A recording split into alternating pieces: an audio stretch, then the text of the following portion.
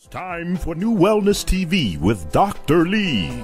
Join your host, the accomplished Dr. Cherilyn Lee, as she welcomes the leading experts in health and well-being as they explore the advancements in natural health, physical fitness, nutrition, integrative medicine, and self-discovery.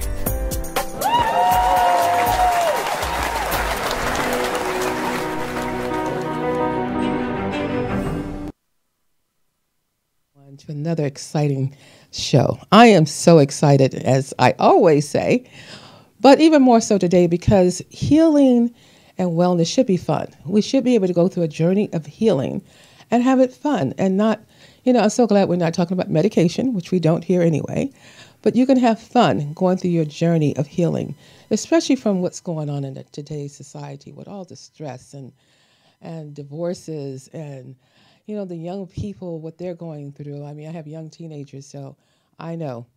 But there's so much happening. And when you can have someone to help you have fun approach to maintaining health and wellness. Doesn't that title even make you excited? A fun approach to maintaining health and wellness. I have the one and only, and I'm so honored. I'm so honored that she's here today with us. My guest, Lauryn Hunter. Thank you so much. See, everybody's happy that you're here. So I want to say thank you again. And because we send out so much social media, I don't really go into personally reading a lot of your bio. I like people to tell about themselves. Because when you tell about yourself, to me, it's the passion within you. Because of who you are. So tell everybody as to who you are. A little bit of who I am? Yes. Well, I'm an artist. I'm a painter by first. So yes. Oh, your work is beautiful. Yeah, I can take any photograph and duplicate it with acrylic paint. So that was just kind of a gift I've had throughout my whole life. Yes. And I kind of had my own therapy throughout all the different things. That was my way of always kind of helping myself feel better. Right. And then I went to... When you say helping yourself feel better, but we're going to come back to that. But yeah. I want to let people know, helping herself feel better. Okay, so keep going. Well, it's really creativity.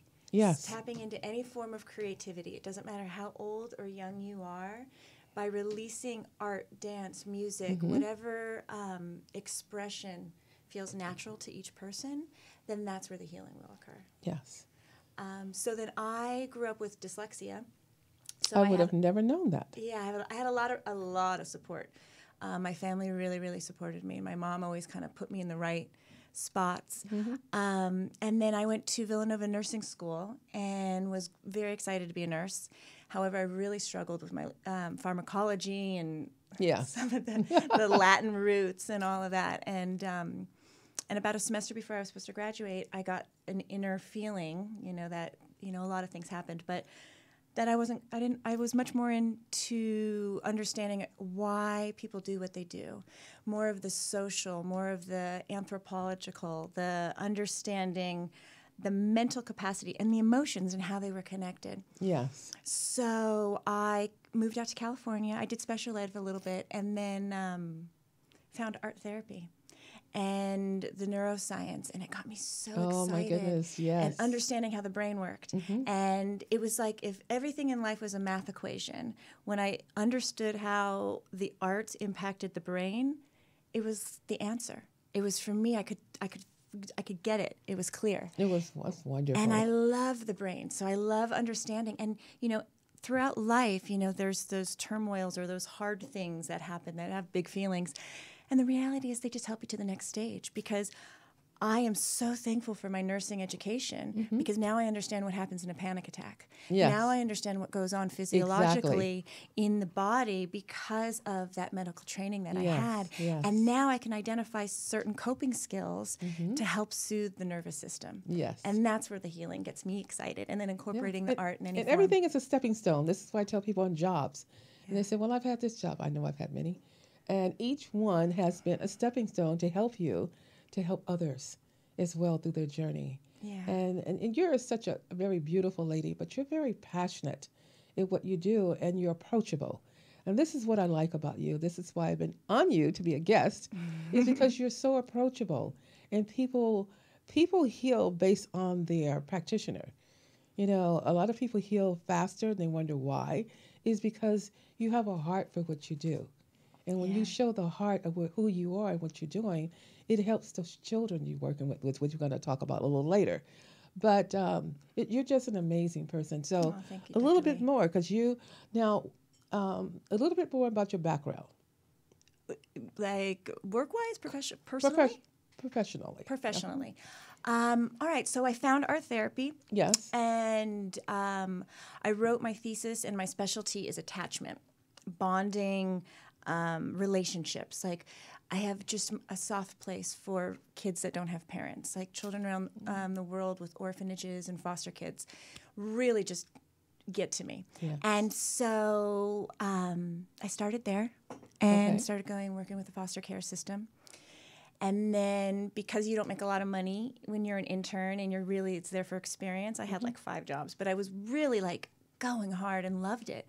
I was working in a psych hospital for a while, and I really got to see like that severe mental illness and where like mental illness can really just take over and damage a family and an individual. Yes, for life. For life. And so the greatest thing that I learned actually for my own personal well-being is I would work for a 3 days shift at the hospital and need like 4 days to recover. Because I would give so much emotionally, but also just be hearing so much trauma. And then I realized and discovered about secondary trauma and compassion fatigue. And that's when I really realized that. And explain a little bit compassion fatigue. What is that? Compassion fatigue is like when we care so much for someone because they're a part of our universe. Yes. Our thought process, how much time do we actually spend in their presence? Like a family member who's maybe going through some medical stuff, and or maybe a parent that lost another parent, and you end up caring so much that you lose yourself. I describe it as like your emotional bank. Your emotional bank gets empty. So when you make a deposit, like you go to yoga class, or I'll paint, or you do something that brings you joy or creative or whatever it may be, that's going to fill up your emotional bank, like you're putting in a deposit, emotional bank, taking a hot bath, you know. And so those little things that you can do throughout the day is filling your emotional bank. So then when you do come into that family member, or maybe someone at Starbucks or someone at the store, it doesn't impact you as much because you're emotionally full. Yes. But if you're drained so much, that's when we get grumpy, that's when we get sick, that's when we get irritable, and then we get really annoyed in life. And that's when our cells start to break down. And as you know, in the medical world, disease, that quote unquote start to break down because you've done damage to your DNA. Yeah. You've done so much damage here and there. And, you know, I'm so glad you said that because in your case, I see you working a lot with practitioners because we're givers and we're compassionate. And I know one time I broke down because I was giving. I was leaving the office at 1 o'clock in the morning. You know, I don't do that anymore. Right, and boundaries. I had to set boundaries, and that's what I had a hard time with, only because of my own journey. But I want to say that being compassionate is number one. And you can do things now, work smarter and give in a time period so that you don't get so burnt out. I love what it is that you're doing. Yeah. So, you know, one of the great things that I've discovered, and I just want to share it, and just because it's kind of go along with my humanitarian work, there was a time that a couple years ago, there was a lot of conflict with the Native Americans and the oil and the pipelines and all of that. And to stay out of the controversy, I really wanted to help the children. Like that's my passion is the children. And bringing the art into crisis or a trauma center was so beautiful because what I love about the art is it can be acute right now. What is the crisis and how can we release the emotions that are going on within inside us and allow us to remember to feel good? Or we can do, you know, week after week after week and really go deep and kind of explore things. But it was the secondary trauma that I came home with after that trip And I came home with some severe coughing and just my whole body Secondary broke down. trauma, yes. And then I was doing so much work at, just with kids and a variety of other things that I ended up having my own medical stuff happen. And it was that moment that it was, without a doubt, my well-being comes first. Then I can give to others. And if that's a message that I can give to people, it's like, what are you doing for yourself? You are your most important relationship. And you ask me that every time we speak on the phones. What are you doing for yourself? I do, yeah. And I have to stop and pause and say, okay, well, I am going to bed. Well, we all do that, but just taking our time. So I am doing more spas and spa days and different things. So I had to do it this past weekend before I saw you Sunday at our wonderful event. That's why I was just so chilled and so relaxed. It was just wonderful. But I just want to say that, and I want people to be able to obtain a sheet of paper because my guest today is going to be giving you some exercises to do to help you to see where you are and how to release some of these traumas that you're holding on to. And you don't have to be an artist. You don't have to be an artist. She's an artist, and I'm definitely not one. And it isn't the quality of the art and what it looked like. This is you, and this is what you're releasing. So I just want to say that get your pen and papers ready. She's going to give you some wonderful exercises to do that's going to be so fulfilling that you can use for the rest of your life.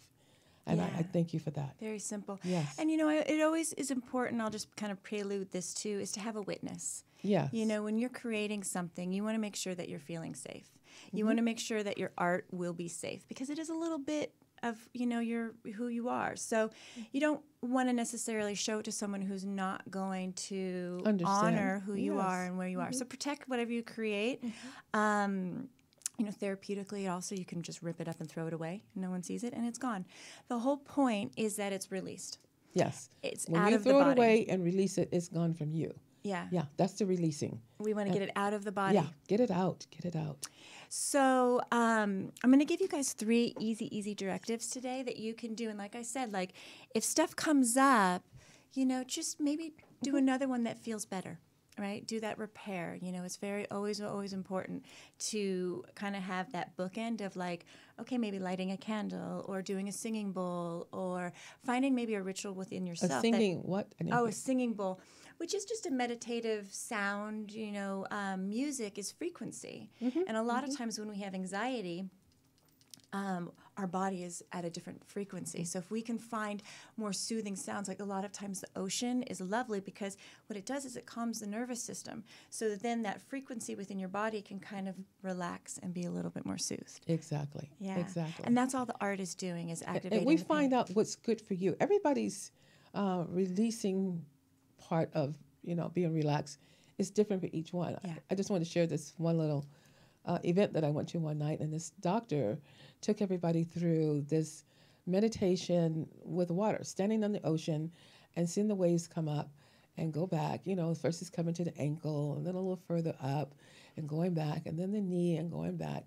He kept doing this and it felt great until he got up toward the shoulder and I panicked and left. Number one, because I don't swim. So all I could see is, me kind of drowning, and that wasn't working for me. So everybody is different, and I like that you have so many tools for children and adults as well, because there's that child inside of all of us. Oh, we got to keep it simple. We got to keep it simple, and that's what you do. You keep it simple. We deal with that child inside, go back and love that child inside, and find out what happened in that space so that you can move on and have the best quality of life. What's interesting is a lot of times we would never speak to a child the way that we speak to ourselves. I'm so glad you said that. Our inner dialogue, the inner dialogue that I'll find sometimes, I'm meaner to myself sometimes when my just insecurities and stuff, because we all have them. Yeah. And so just reminding yourself, be kind, because how we feel is what we're thinking. Yes. And what we think then creates the emotions, which then create the behavior we do, which then creates that physical reaction. Say that again and a little slower. I want people to really take that in. Okay. I'm feeling, because feelings have a lot to do. Yeah, it has a lot to do with that cognitive thinking, but it's our thoughts trigger our emotions, which trigger our behavior, which then trigger a physical reaction. Yes. And what's fascinating is all 4 are connected. So if one changes, they all change because they're wired in the brain. What's wired together fires together. So Love that. yeah, so sometimes it's hard to change our thoughts, right? You know, we have 17 seconds to change a thought before 17 seconds. Yes. 17. I want people to remember that. 17. You can become angry and do whatever. So you have 17 seconds to change that thought. I can't control the first thought, but I Yes. can control the second, third, and fourth. Yes. Right? Yes. So you have to catch yourself. And then when you start paying attention, you start noticing, you're like, ooh, okay, what this I'm a little sensitive in this area. Let's, it's practice like any sport, right? But so as for the directive, the most easy thing is art therapy is very complex. There's a lot of visual indicators that you get trained in lots of stuff that goes on within the unconscious and how you can help and symbols and all of that. But to keep it as simple as possible, one of the biggest things I work with is anger. People, it's a natural human emotion. Yes. We want you to feel angry because it allows you to set a boundary and be like, okay, that didn't feel right. So how can I, make sure that I'm safe next time? Yes. But what we do with our anger is learned, right, as we grow up, and that's what can get us into trouble. So if you just take like a blank piece of paper and scribble on it, I use it with 5-year-olds to 60-year-olds. There is a wide range because it doesn't matter. It's just getting the energy out of your body.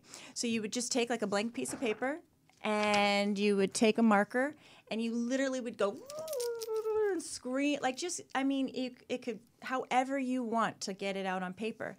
And then when you're done, you can rip it up and throw it away. And that's it. And it's now out. You've now released that tension. Simple. Very simple. Yeah. Very simple. Or drawing a circle. You could draw a circle, and then the circle then becomes that safe place where you can put any feeling, anxiety, depression, mom, dad, your boss. That circle literally becomes a containment for whatever you want to release, like a porthole from yourself. And you'll find that if you use words, shapes, symbols, any color, I don't need to know what that squiggly sign is. Right. You know what that squiggly sign is, and it's now out of your body. Yes. We can get addicted to the story. The neurochemicals within our brain, every time we tell a story, gets altered because the memory is only accurate the first time we have it. Then we alter it for the emotional experience we desire. That fascinates me because then I can tune into myself and say, I don't want to feel that way. Exactly. So stop telling the story if it doesn't feel good. Yeah, stop telling the story. I know I had, for sake of the person maybe watching, I had a gentleman in my office who had written a book. And he had written a book talking about his divorce. But every time he would talk about it, I start watching, he had a stroke, But every time I look at him trying to tell me about the book, I'm seeing now his face twitch. And I saw some symptoms there I didn't like. So I said, I don't think you're ready to talk about the story. And you've put it into a book. But what I see is you're doing a different type book. And it's going to be more of a healing book. This is not the book. Because you have not let go of the feelings attached to it to even talk about it. And I'm afraid something will happen to you. Yeah. Just to talk about it. And in those moments, I would just say pray for forgiveness. Yeah. Right? Forgiveness is truly the most healing. Yes. Because it's not for the other person, it's for ourselves. For yourself, yes. So, there's times where things will come up and I'll be really agitated and I'll be like, well, what's going on? And all I know is that memory triggered something. So let me forgive little Lauryn in there, or let me forgive that adult Lauryn who, did it last week, right? Yes. But you just have to pause and say, okay, and fill that part with love. And that's kind of that emotional bank. And make sure you take ownership. Yeah. That's what a lot of people don't do. They just don't take ownership for things that they know they did so they can forgive themselves and move on. You're still holding on to baggage from things 10, 20, 30, 40 years ago. And I met one lady who was in her 60s. It was still, she was in her 70s, still holding on to something about a child. I had a lady who had breast cancer. I like to say abnormal cells. And she was holding on to things that she thought the kids didn't like her in school. She finally connected with some of the kids, and they said, no, we was jealous of you because you were smart. You were taller than all of us. We weren't jealous of you. We didn't want to, we didn't say negative things about you. We were just, amazed of how you were. And all those years, she held on to all of that, which was a lot of bitterness attached to it. Yeah. So she was able to forgive, and actually the mass in her breasts started even shrinking faster, along with the other treatments. Yeah. I mean, that's the thing. Forgiveness. The conversations we've had, Dr. Lee, about just how much our mind will, I mean, in Oh, your yes. profession, I mean, your stories are endless. They're delicious. I feel so delighted to be here with you, you know? And I'm trying not to tell too many because you're my guest today. So. Yeah, but it just shows that, you know, one of the things I love most about you, the other that I'll share, is you wear your pin, I attract miracles. Yeah. Right? Yeah, I don't have it What on an today. amazing affirmation. Because you are literally telling the universe, hey, amazing things happen to me, and I'm in a good space, because miracles just always happen. They always happen. And if you believe it, they do. They do. They sure They do. do. They sure do. And when I walk in, I was at an event, the Natural Health Expo was this past weekend, and it was a lady way in the back. And she said, nobody's coming back here. Nobody's coming. I don't have any business. This is my second day. And I said, you see my pen? I'm so grateful. I'm a magnet for miracles. Say that with me. And let's see the people start coming. So I saw her the third day, and she said, oh, my goodness, I had so much business. I said, because you saw it coming. Yeah. You saw it coming.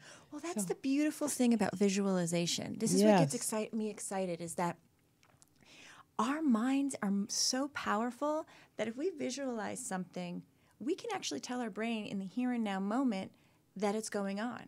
Right? Yes. That's why this guided imagery is so amazing, or hypnosis, and all the things that can kind of be discovered when we kind of calm down and listen and allow. It's really an allowing component. But when we're nervous or we're blaming other people, sometimes we just have to, one simple affirmation: I am safe. I'm safe. I love that. I am safe. If you and just say that's that, it. And just feel it. Feel it. I am safe. I am safe. I am safe. You know, as people go into panic attacks, and I'm going to ask you to give me some case studies, because I'm sure there's someone listening who are going through the same thing. So give me a couple of case studies. Well, one I always use with my students, you know, over the years, because it really made a big difference for me. So one thing that's important to know about the brain is let me slow down.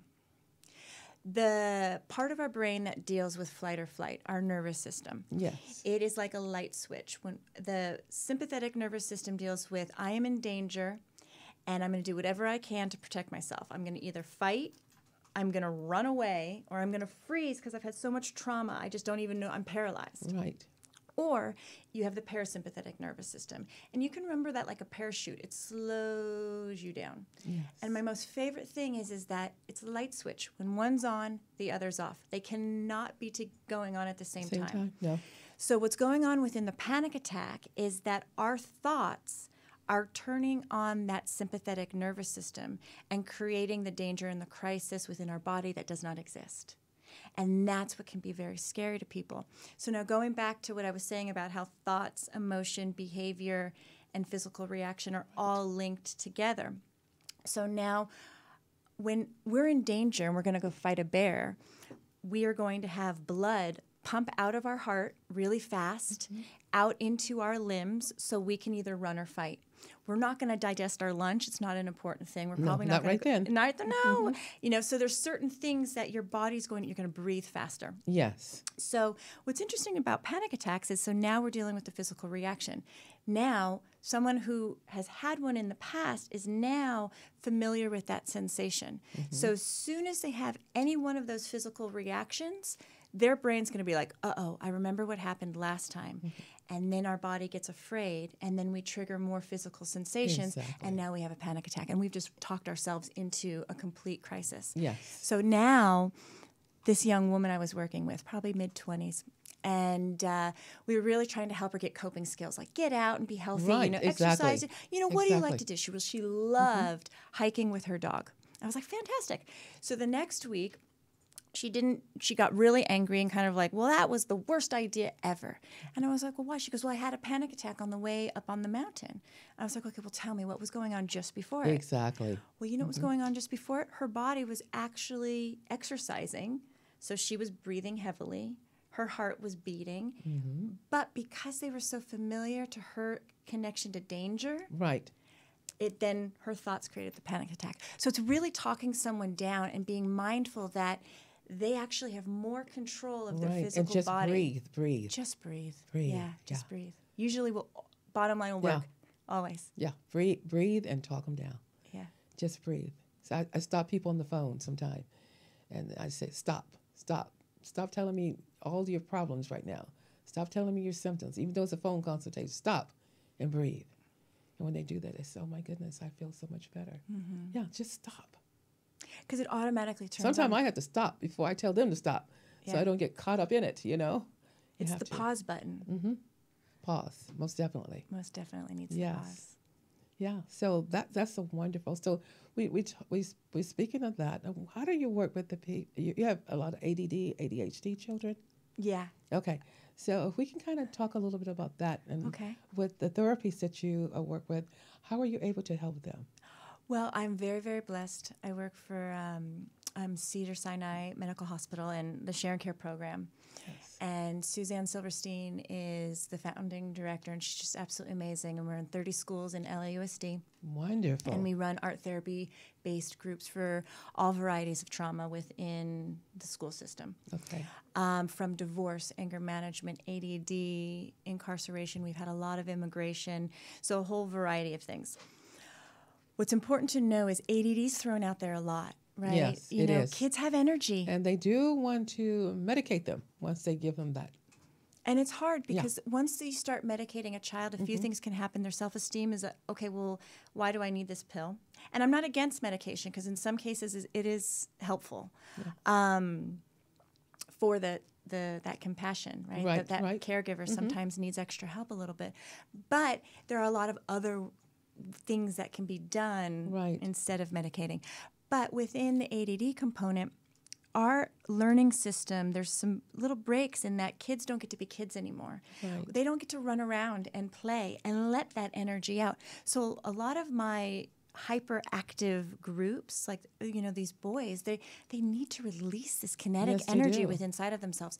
So if I'm sitting in my cozy corner and no one's listening to anybody, that tells me, okay, everyone stand up and let's do some fun game where we just wiggle our So bodies. you know how to do this. Yeah. If you were able to teach some of the other teachers to say, you know, a little pause, a little timeout, and let's do this, then they can go back and control their students. Yeah, and I do. I go into classrooms and I teach. I do a wonderful. lot of councils. So one thing I love most about council is we all sit around a circle, the entire class, and we might talk, what does it mean to be a friend? You know, the bullying that's going on within I love that.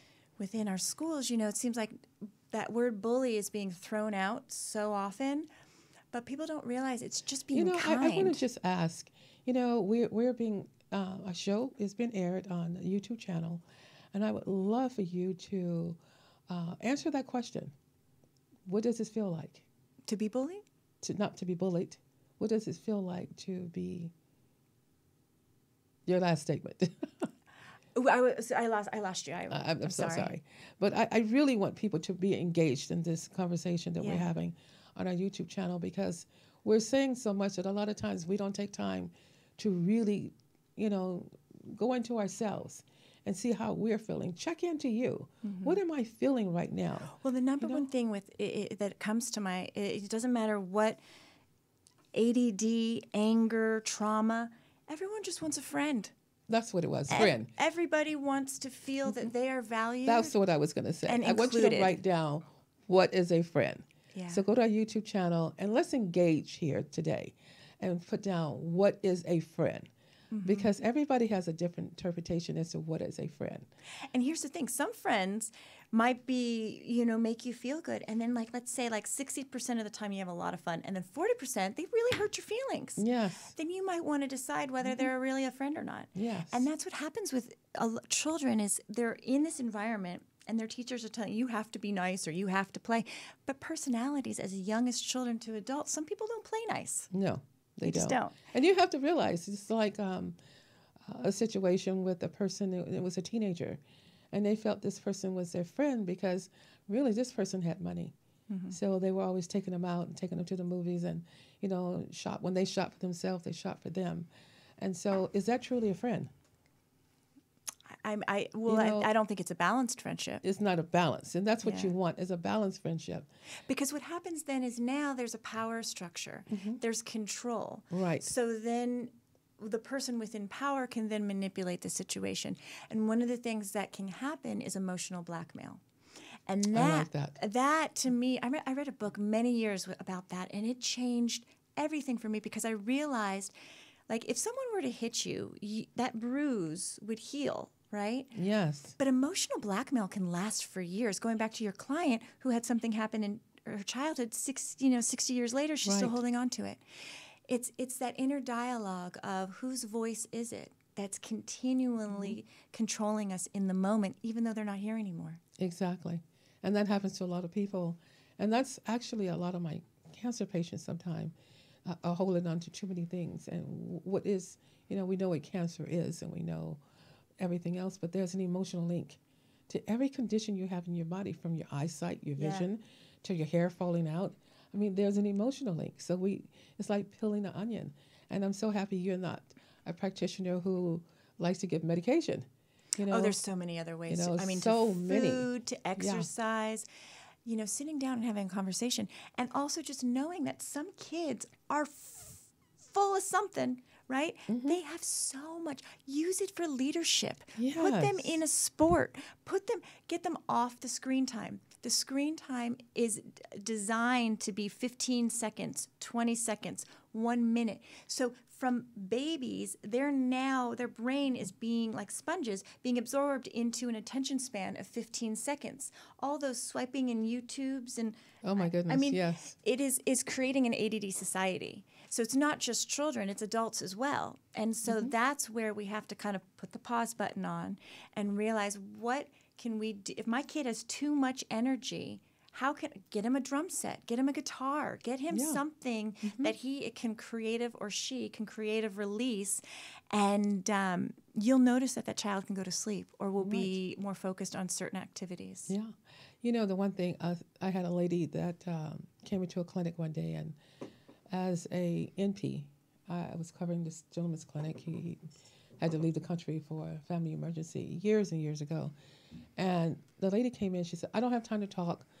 I don't have time to do anything. I just need a refill on his psych meds for ADD so I can go back to work.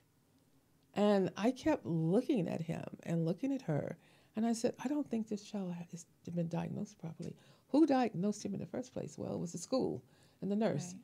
Which, that's kind of. I have a funny story. So I told you I have learning disability. So I didn't know how to read till I was in 4th grade. Wow. So, my brain could not put k, at, t together. Like, it just didn't until 4th grade. And you're so brilliant now, Well, I had a lot of gifts on how I learned how to make my brain work. I learned how to study. I learned that I need to use colors and everything in order for my brain to work. Auditorily, I don't retain stuff, right? But I was in 4th grade at this school, and they wanted me to be, on Ritalin. And my mom was not really thrilled with it, but, their reason was I would just get up in the middle of class and go look out the window. Okay. Well, I think about that now, and the kids that I work with, I was probably bored. Yeah. Yeah. And I was like, oh, look, a butterfly. Yeah. Oh, that's pretty. Yeah. Right? I can daydream. Exactly. But the thing that got her to take me off the medication was one day she came home, and I was in my closet organizing at like 8 years old, and it was 10 o'clock at night. And she was like, Lauryn, what are you doing? And I was like, I want to do everything but go to bed, right? Okay. My mom at that point knew that I didn't need this stuff. Exactly. You had a very good, smart mom, because this lady here didn't realize and kept saying, giving the medication. Well, I deliberately detained them in the clinic. I deliberately detained them because she said he won't sit still, he won't do this, he won't do that. So I kept him in there for like 20 minutes, and he sat still while I was talking to the mom, and I kept watching him, and he just kept nodding his head, and and I'm like talking to the mom, and I said, do you ever go to the school and see what it is your child is doing? So finally I said, well, I need to interview your child. So I asked the child, I said, what do you do in the course of your classroom? What do you do? He said, well, I raise my hand because I can't see the board. I can't hear what the teacher is saying, or I didn't hear what he was saying because I'm sitting way in the back. And he kept annoying the other children. Well, number one, I sent him to an eye doctor and couldn't find out he needed glasses. Right. He couldn't see the board. And then the teacher was so far up front, he didn't hear him half the time. So once those little things were put in place, he was fine. Became a straight A student. The mother said, thank you for taking the time to really assess what was happening to him when he came into the classroom.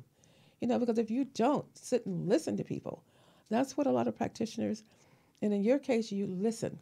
You're a very good listener. So you hear the things they say, but you hear the things they don't say. Yeah, through the body language, Through which the body you language, touched yes. on, you know, it's really how are we carrying ourselves? Yes. Our words are not always in alignment. And, you know, Louise Hay, I just adore, right? And So do I. I know a lot of, yes. And I've been, you know, saying, I love you, liver. I love you, kidney. Yes, I yes. love you, heart. Like, Yes. I just have these moments where I have 10 affirmations. Take time to love you, your body, every step, Because that then is sending that juju of that unknown energy that is out there, that higher something. Yes. And it's going to make those cells happy. If we, And it's another one that I think people should look at too. Love Louise Hay. I actually reference her in my book, along with, I forget the author's name right now, but it's Feelings, Buried Alive and Never Died. That is, and it goes through the same thing, the symptoms and emotions. But that's the title of the book, Feelings, Buried Alive and Never Died. And that's how I felt one time in my life, that I was like, God, I just felt like I was buried alive, but I'm still here. So, you know, we learn and grow, but then we're able to use some of our own experience to help others because we've been there. You know, what I'm seeing right now. Well, hold on, let me just want to think, because that popped in memory for me with grief. Good. Because grief is universal.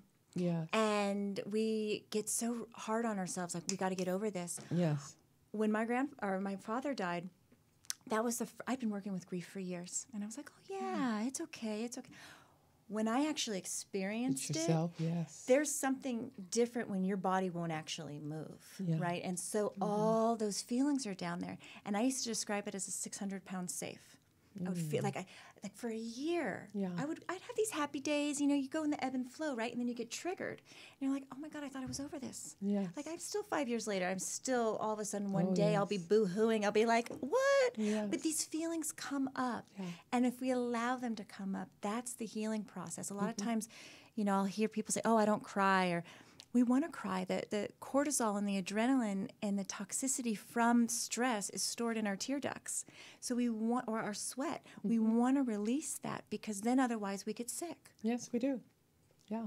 And that was during the time that actually my tear ducts became blocked, you know, because I wouldn't cry. You know, during a situation some years ago with losing a family member, I just couldn't cry until later. And when I did, they became unblocked. I'm like, gee, all that time, and now it's unblocked. So, you know, like Louise Hay, there is an emotional link to everything that's going on in our body. There's a physical link to it as well. I'm seeing a lot, hearing a lot, not so much seeing, but hearing a lot of young children committing suicide. It's happening. It was 13, 14-year-olds committing suicide.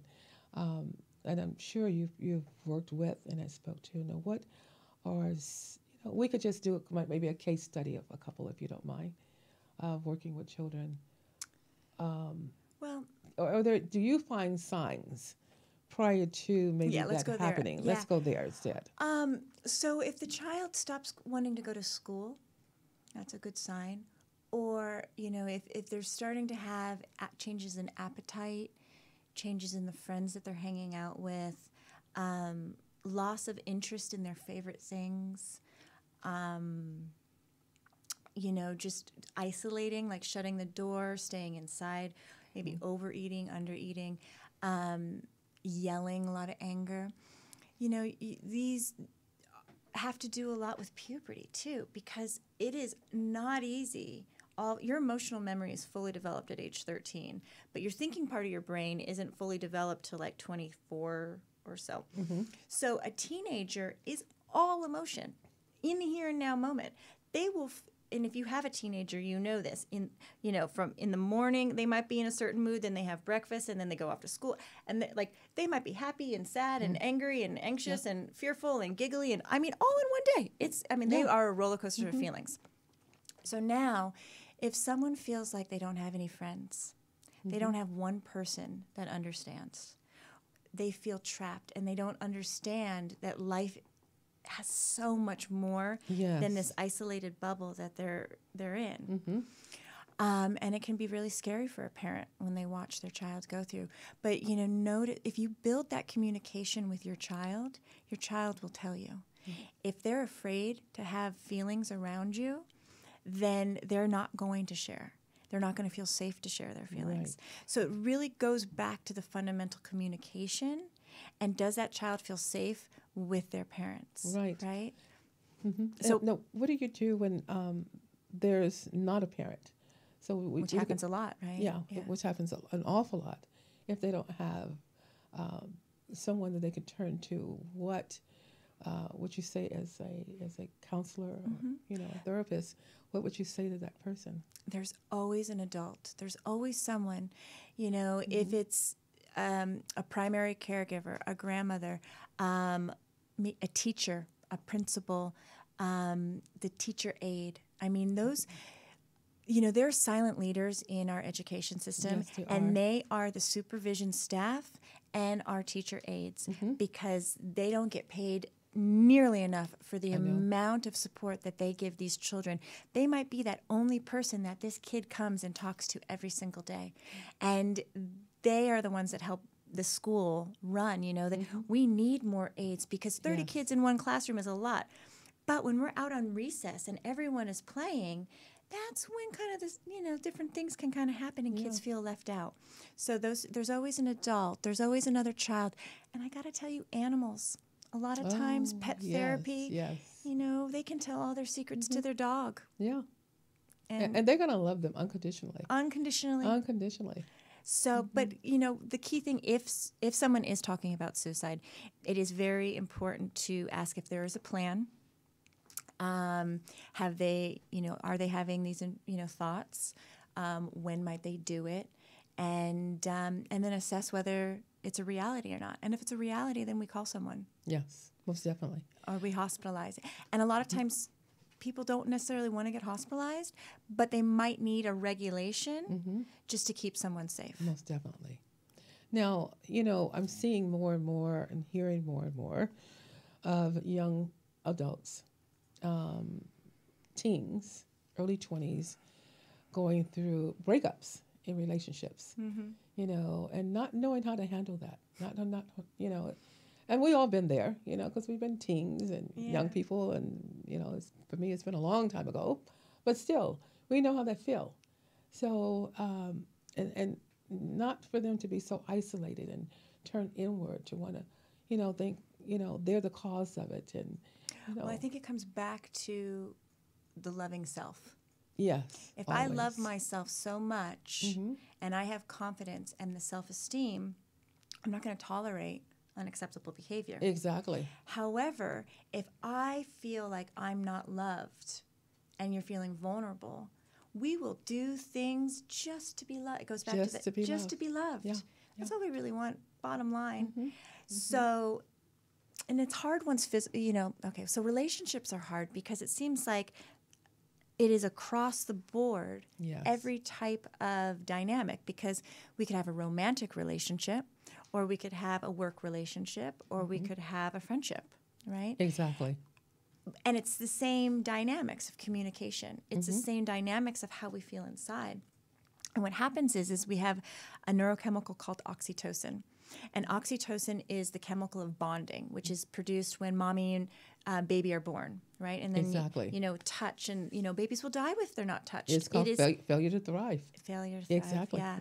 And so we learn that. And so growing within the first 2 years of our lives, if we have that attunement, then we will, it will determine our interpersonal relationships for the rest of our lives. Did I feel safe? And it always comes back to. So that oxytocin, when we get into intimate relationships, can become a drug.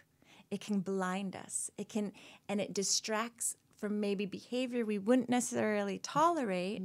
What I love most kind of with the oxytocin is that, with a man, with it, testosterone will nullify the oxytocin. So because they got to go, provide, protect, all that evolution stuff.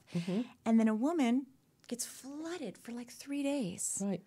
and we can't think of anything but else. I'm going to move this, and you can slide yours over. Down. So, yeah. So I think a lot of times it can be hard when we have our thoughts and already our preconceived of what a relationship should Exactly. be. And then once we include the physical touch, then things get a little blurry. Yeah. And this is what happened with so many people who've been married and divorced, and they just don't let go, and they don't heal from it, and forgive. Forgive that person, forgive themselves, and move on. That all sounds simple, but it takes some time, and it's chiseling away through that. And the time is actually rebuilding the brain. Mm-hmm. So, it takes 30 days to build a new neuron synapses, going back to that, what's wired together, fired together. So if someone is married for, let's say, 10 years, their brain has developed 10 years, all these little synapses with this other person. Now, for whatever the relationship ends, it actually physically hurts for our cells to recalibrate. Yes. And then we have to identify, okay, now I have to grieve the future I thought I was going to have. Whether it was going to be a lousy future or not, I still have to grieve. I have to grieve that that's not going to be the life anymore. Right. Then I have to identify, who am I without this person? On financial realm, my social realm, you might lose a whole group of friends when a relationship dies, right? So you have to figure out, who am I in this world without that other person? And it can take roughly half the time of that relationship to build all this new stuff. So that's the time. You actually have to reprogram your brain and rewire. And don't jump, just jump into another relationship. Well, yeah. Just don't do that right away. Well, you're going to get the same thing again unless you learn your lessons, right? So that's okay. I mean, if that is but let's not keep talking about how that's not working for you if you keep choosing it. Yes. And that's one of my big things, is everything is a choice. Like with kids, my number one magical tool is, I'm not offering that right now. I'm offering this, or I'm offering this. And I don't know why it works, but it sure does. And they'll just stop. They'll be like, oh, okay, because I've given them a choice. But I'm not offering that right now. But don't leave them hanging, because then they're going to keep coming back and say, well, what about this, or what about this, or what about this, or what about that? Well, that's an idea, but I'm offering this, and I'm offering this. And by having that choice, it provides the mind to have a sense of freedom and the soul not wanting to rebel. Yeah, I like that. That's very good. Well, they're letting me know that we are going to be running out of time soon. So what I want you to do is to give you a couple of minutes to look into, if though the patient was sitting right there in front of you, and look into the camera and let them know in a nutshell, or you can sum up what we did today. But you want to leave them a powerful message. And again, I want to let people know, if you have questions, please go to our YouTube channel, NU Wellness TV with Dr. Lee. Go to the YouTube channel and post your questions, and we will answer those questions within 24 hours or less. I want to say an hour. We will answer those for you within 24 hours. Let's get those answered, because a lot of times we have questions and we want to get them answered. And it could be very simple. Sometimes you just need to vent. Know that somebody's there who cared to listen. Yeah. You need to vent. And know that we both care. We do care. So please go to the YouTube channel and post it. And we will answer your questions. We will. Promise you. So 2 minutes. So I guess my take-home message is, you're never alone.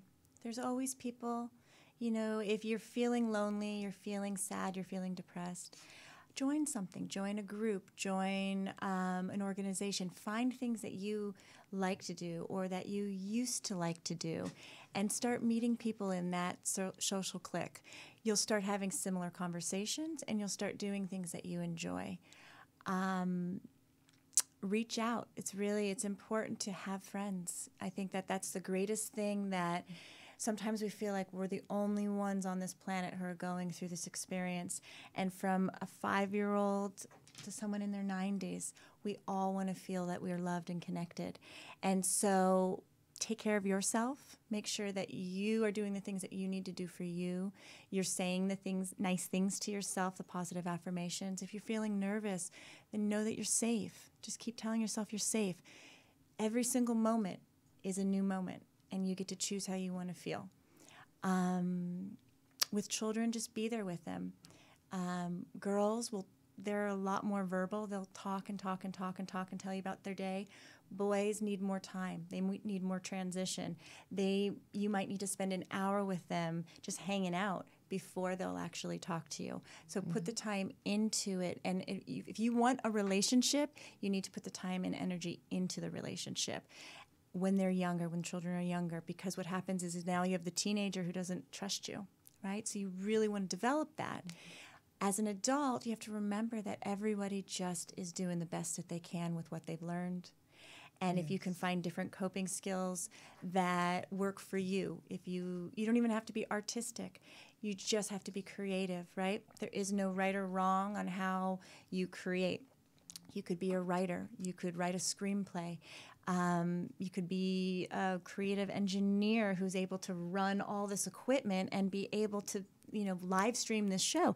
That's creativity. Yes. What is it that is your niche, your thing that brings you joy? Because if you are doing the thing that brings you joy, it's not going to feel like work, and you're not going to feel icky about waking up and going and doing what you love. I have hard days, but I have more abundant days than not. Yes. The hugs that I get, the experiences I have, that breakthrough when we've been working on a certain something and all of a sudden it gets revealed in the art and we can just in that moment embrace it. Those silly moments of movement, dance, find an instrument that you love. If you love ballet or hip hop, it's all in an energy of happiness, love, and joy. And if you're not feeling well, do something that moves it out of your body, and you will feel better. Just be creative. I think that's going to be my take home. Just whatever it is, and that was a creative. lot in a nutshell, an awful lot. And I tell people, the love yourself, just like you just said. Stand in the mirror, look at yourself dead in the eyes, and say, "I love you." Yes, I love you. Telling yourself that unconditionally. Give yourself a hug. You don't have to have someone else there. Give yourself a nice bear hug and say, "I love you." Mm-hmm. And I want you to stand there, and I always say this, stand there naked. Stand there naked and love that body. Love that body. Because that body is going to be, it's the only one you got for the rest of your life. That's it. Love it. We don't need, there's things you don't want to do, but, love that body. Just take time to take a look at your body. Because a lot of times you miss some things, too, without not looking. Mm-hmm. So take a look at your body and just love yourself. And just say, I don't care what it's going on in my body, how thin, what size I am. I love you unconditionally. And put your hands on your thighs and your waist and your stomach and say, I love you just the way you are. Even if you're on a program, but I still love you just the way you are. Mm-hmm. And those things are very important. I do want to say before we leave the show, too, that we are doing our social media through your phone.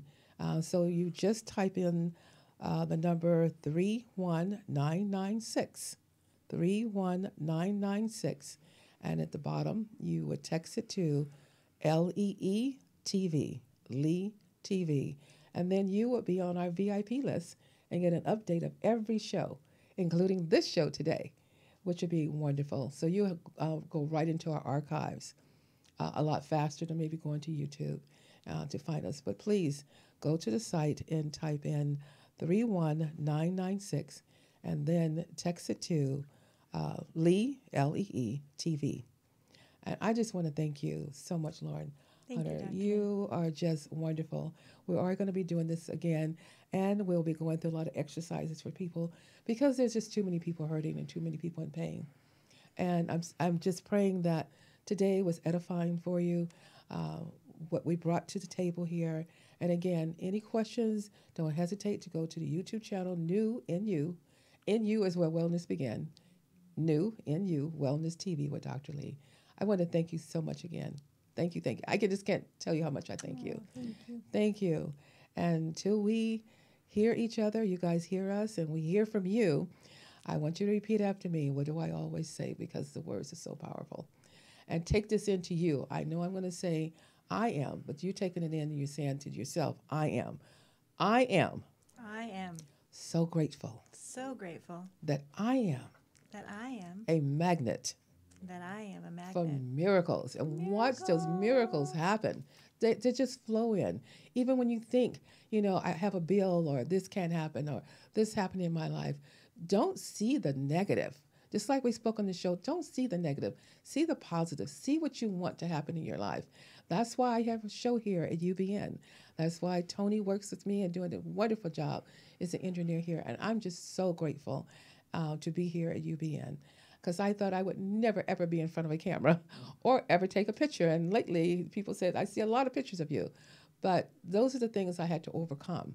And you can do the same thing. So you have a niche, as we spoke to today. God has something for you.